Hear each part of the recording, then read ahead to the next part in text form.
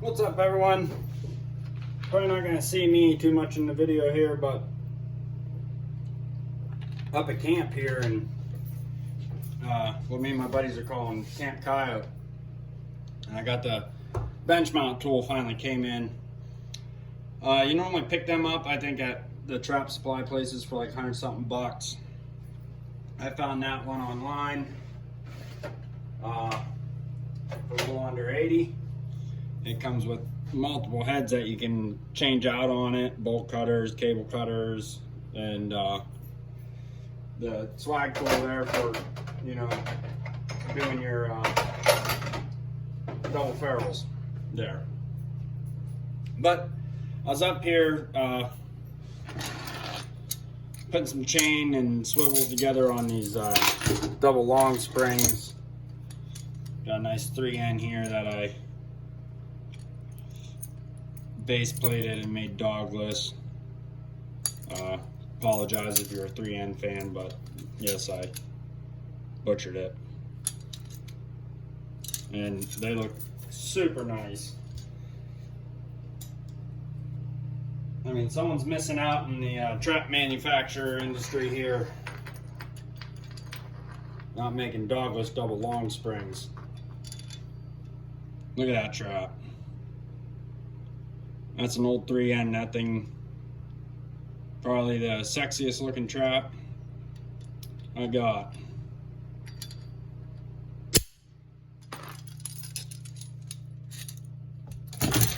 But I just wanted to show a little tip here.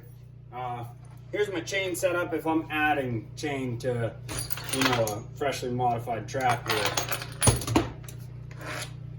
I go swivel at the base off the D-ring there. 3 links of number 3 quality chain, another swivel, another 3 links, and then swivel at the end. And they're crunch proof swivels, heavy duty J hooks, and number 3 select quality chain there. I'm going to go ahead and show how I do it here with this tool. Instead of just sitting here with a pair of J hook pliers closing this many, I got a couple dozen of these double long springs that I need to do, add chain to and everything, and then a couple of number 2 bridgers that I had. They had no chain or nothing on them. I laminated them and figured I'll go ahead and get some chain on them and laminate them, and kiddo can use them. Or I'll set them too if I run low on traps, but I don't see that happening. But back to it here. So you run your J hook around your D-ring there, of course. Open up your swag tool here, or whatever they're called, swagger tool. And the last spot at the tip I use gives you all leverage. This takes no effort whatsoever.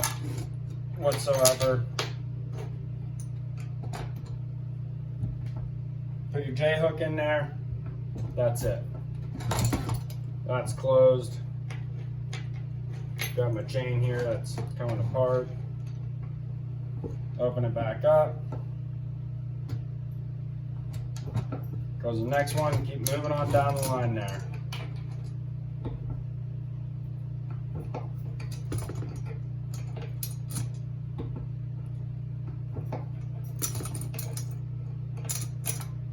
And you can do a pile of traps real quick. It closes them real nice, keeps that nice even loop on them there when they close. Sometimes if you close them with pliers and that, they get all funky looking and they get super closed into the length there. But just figured I'd share that little tip there. I have one at the garage already, and I didn't want to bring it up here because I do like, whenever I'm at the garage and I'm working on stuff, not to be hauling everything back and forth. Get the drawer here, grab some more swivels. We'll do one more and then kind of give you a little update on the camp situation here.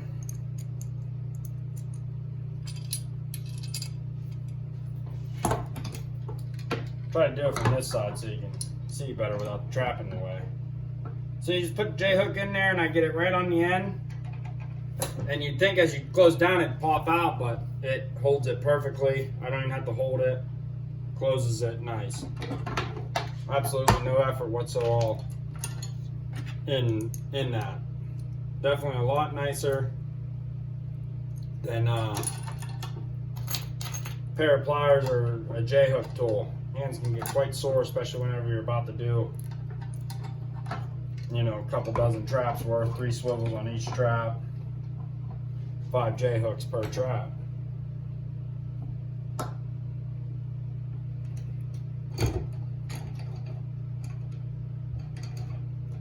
And it doesn't matter which one of these sections you end up using, you can go down them to the next one or not. It's just the end takes the least amount of force to close that J-hook. And these are all MB crunch proof swivels and J-hooks.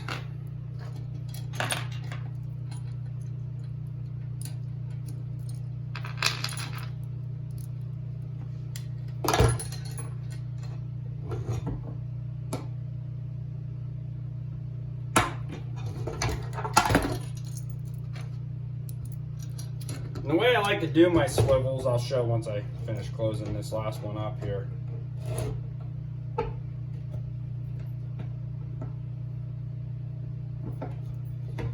From the base, the open end, I call it the opened end. I'm probably holding that way too high. There we go. From the opened end, I like it all to go down. My open ends are all facing towards my base of my trap.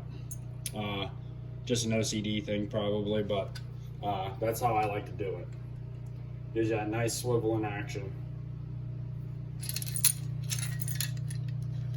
But that's what I'm up here doing today, and I figure I'd go ahead and just turn the camera on and show how I use that tool to close up a pile of J-hooks in a day. And then, you know, even do one last one here. I got this last bridger here to do anyways.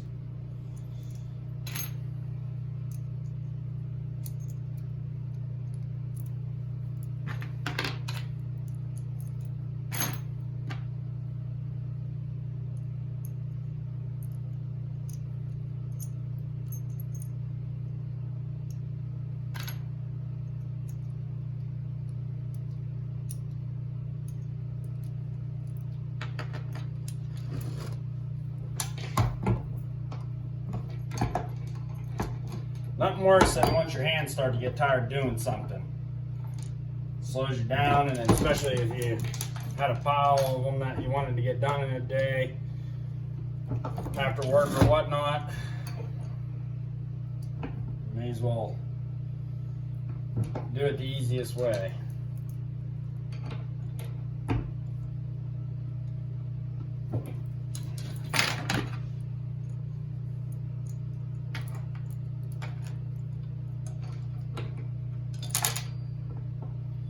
And it definitely makes quick work of it.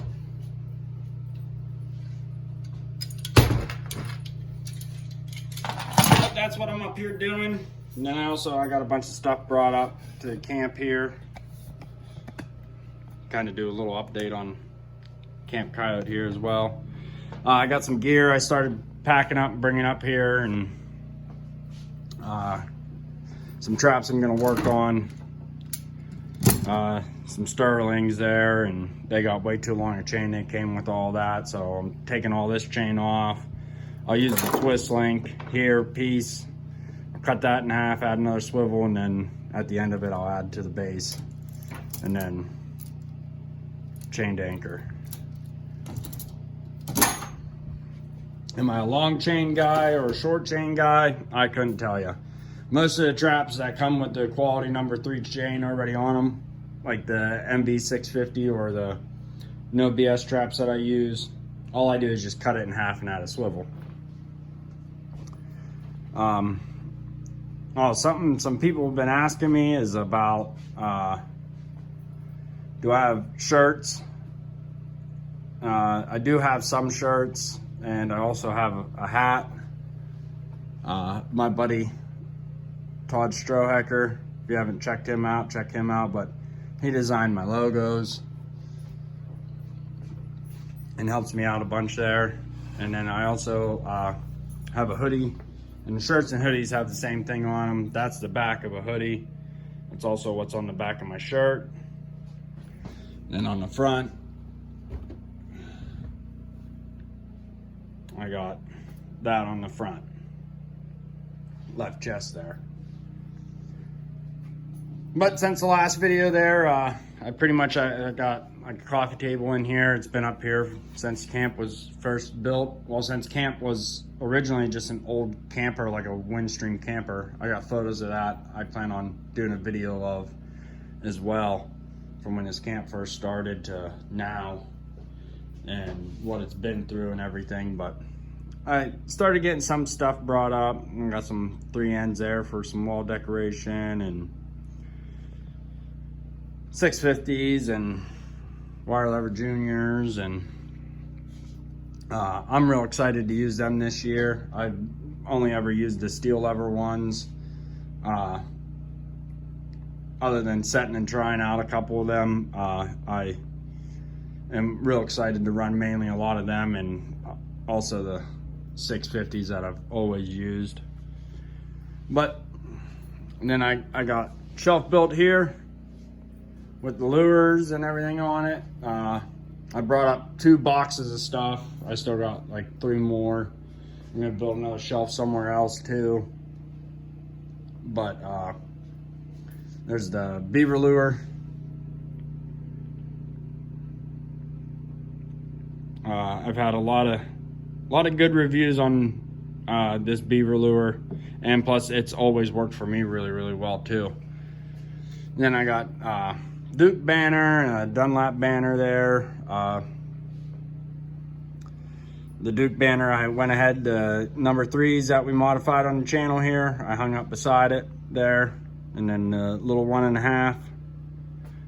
So figured those would look nice up there. But pretty much just starting to bring stuff in now, and then I'll work on things here and there, but it's more than functional, more than capable coming up, staying here. I did get some brighter lights hung up here, so it really brightened everything up. And then got the porch cleaned up some. Little bench out there, and then I still got to get some supporting done and everything to where I can, I'll move that bench out of the way. But right now I'll set up the skinning machine with the winch here before the season starts, and then got an old boot there. I'm just gonna duct tape that top seat. That's good enough for something to sit on out there. And then I did some mowing the other day.